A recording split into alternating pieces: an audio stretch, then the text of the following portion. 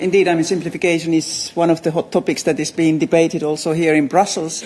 And of course, there's also a share of simplification that falls into actors like us. I mean, when we collect data, which is mainly reported by the member states. But we also do have some data streams that companies are reporting to us. And of course, we can simplify by modernizing the tools, IT tools, the digitalization, so making it easier for be it the member state or a company.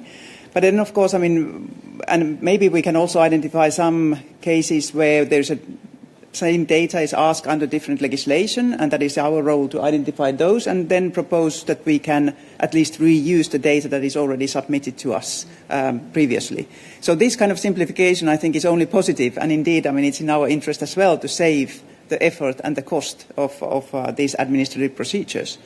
Then, of course, I mean, if we go to the, let's say, about the standards or lowering the requirements, then that is a different story. And there one has to be really threading carefully in order not to, for example, reduce the data that we need for monitoring progress towards the goals, or actually lowering the standards for actual obligations for example, companies on these various issues.